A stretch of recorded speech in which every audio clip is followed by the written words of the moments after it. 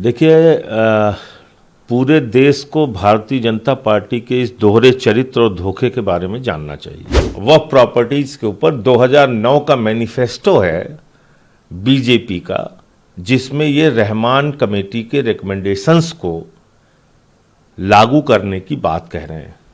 ये इनका दोहरा चरित्र नहीं है।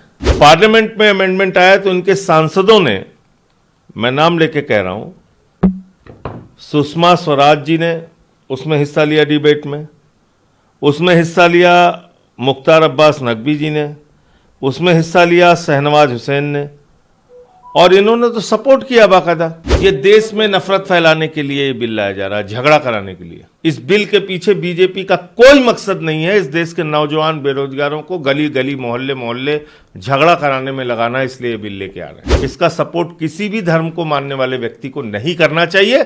इनके नफरती एजेंडे में, फालतू की बातों में कब तक ये पड़े रहेंगे देश के लोग? ये देश के लोगों को तय करना है।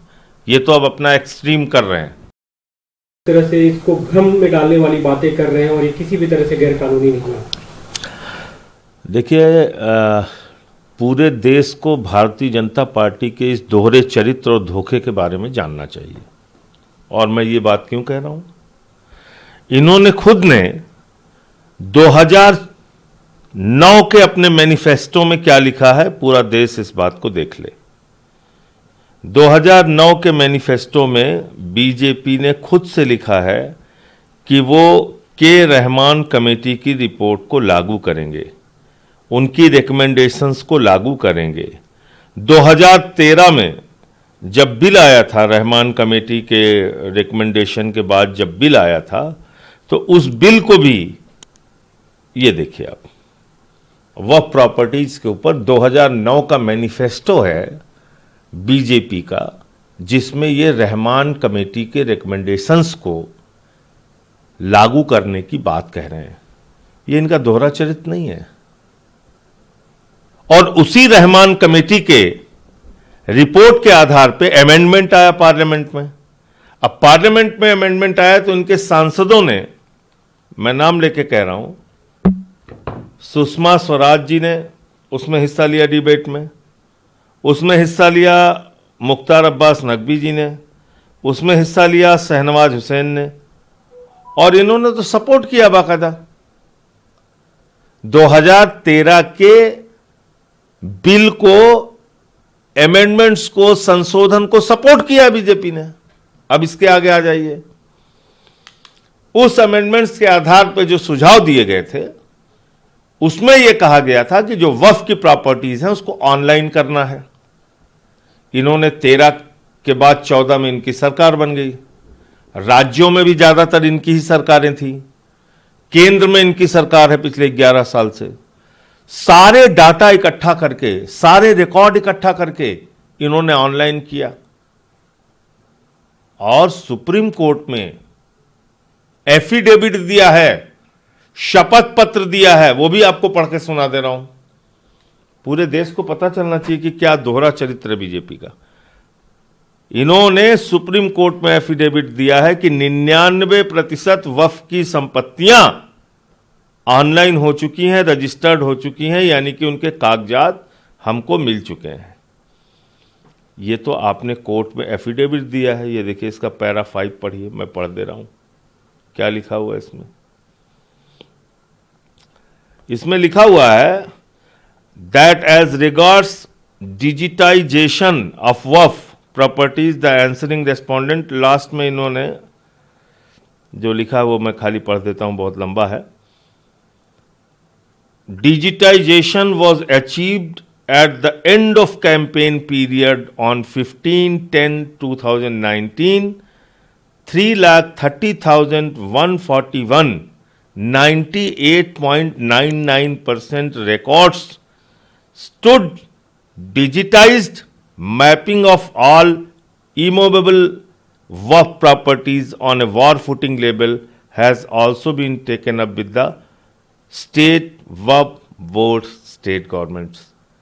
तो ये तो साफ साफ ये लिख रहे हैं कि 90, और सुप्रीम कोर्ट का एफिडेविट है, गवर्नमेंट ऑफ इंडिया का, मोदी जी का, 2020 में, और ये कह रहे हैं कि इन्होंने अभियान चला के देश भर में जितनी वक्फ की प्रॉपर्टीज थी उसके सारे कागजात वगैरह चेक करके, सर्वे करके, जो भी रिपोर्ट इनके पास आई उसको ये ऑनलाइन कर चुके हैं। तो ये बिल किस लिए ला रहे हो?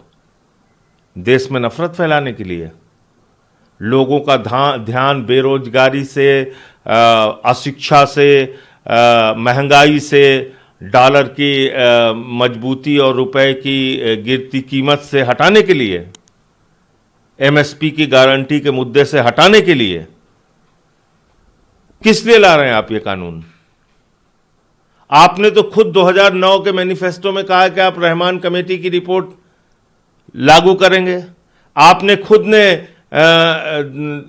2013 में इस बिल का समर्थन किया है, अमेंडमेंट्स का, जो रहमान कमेटी की रिपोर्ट के आधार पे संशोधन लाए गए थे पार्लियामेंट में। खुद ने, बीजेपी ने सपोर्ट किया है। किरण रिजिजू वही कह रहे फिर हैं 10 साल तक आपकी सरकारें रहीं, राज्यों में आपकी सरकार 11 साल से है।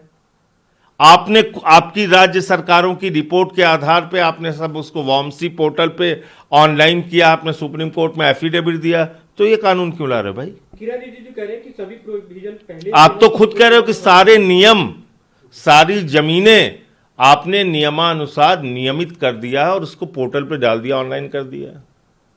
अब क्या बचा हुआ है? केंद्रीय मंत्री किरण रिजिजू वही कह रहे हैं कि सारे प्रोविजन पहले से जो एग्जिस्ट, ये देश में नफरत फैलाने के लिए ये बिल लाया जा रहा है, झगड़ा कराने के लिए। इस बिल के पीछे बीजेपी का कोई मकसद नहीं है इस देश के नौजवान बेरोजगारों को गली गली, मोहल्ले मोहल्ले झगड़ा कराने में लगाना, इसलिए ये बिल लेके आ रहे हैं।